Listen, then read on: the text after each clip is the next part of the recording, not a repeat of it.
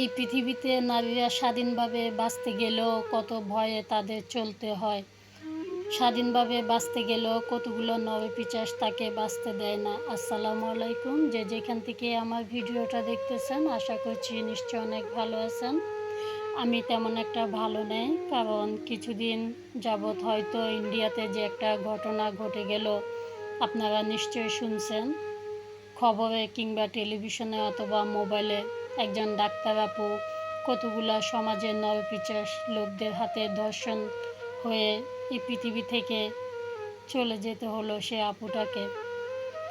আপুটাকে বাঁচতে দিল না। কতই আশা ছিল আপুটা একজন বড় ডাক্তার হবে, আজ আকাশের মতো অন্ধকার হয়ে জীবন থেকেই চলে যেতে হলো সে আপুটাকে।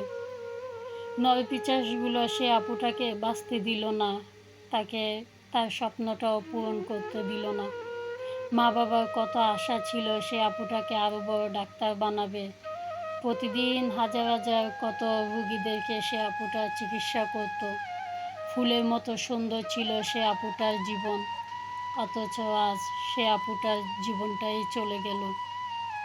এই নরপিশাচগুলো এই সমাজে, এই পৃথিবীতে বাঁচলে হয়তো আরও মা বোনেরা এইভাবে ধর্ষণের শিকার হয়ে এই পৃথিবী থেকে চলে যেতে হবে। এই সেই মৌমিতা আপু, যে কিনা আজ আমাদের মাঝে নেই।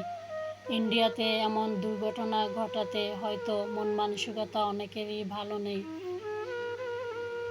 বাংলাদেশটাও চায় একটা ধর্ষণমুক্ত বাংলাদেশ যেন আমাদের সরকার করে, কারণ আমাদের বাংলাদেশেও এ ধরনের ঘটনা অনেক ঘটেছে।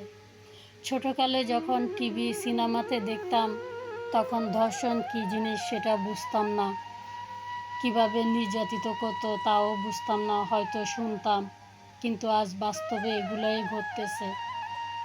অথচ কত বোনেরা এ ধরনের নির্যাতিত শিকার হয়ে এই পৃথিবী থেকে ছেড়ে চলে গেল, আর যারা এই ধরনের নোংরামি কাজ করলো তারা কিনা বেঁচে আছে এই পৃথিবীতে। আমরা এমন একটা বাংলাদেশ চাই, যে বাংলাদেশটা যেন ধর্ষণমুক্ত একটা বাংলাদেশ যেন হয়।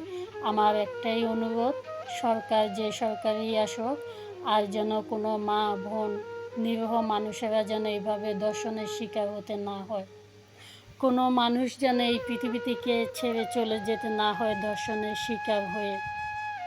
আজ নারীদের বেঁচে থাকলেও কত চিন্তা ভাবনা করে বাঁচতে হয়, আবার মারা গেলেও কত নরপিশাচ আছে সেখান থেকে তুলে এনেও ধর্ষণ করে, অথচ সেই ধর্ষণের কোনো বিচার হয় না। যারা এই ধরনের নির্যাতিত হয় তারাই এই পৃথিবী থেকে ছেড়ে চলে যায়। বিশ্বাস করবেন কি না জানি না, যখন আমি বয়সটা দিচ্ছি আমার চোখের পানি চলে আসতেছে।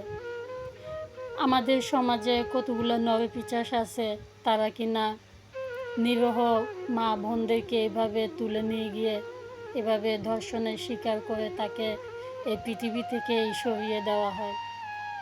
আমাদের বাংলাদেশটা যেন একটা ধর্ষণমুক্ত একটা বাংলাদেশ হয়। আমরা শুনেছি, দেখেছি, এর মাঝে কতই না মানুষ, কত বোনেরা এই পৃথিবী ছেড়ে নির্যাতিত হয়ে চলে যেতে হয়েছে।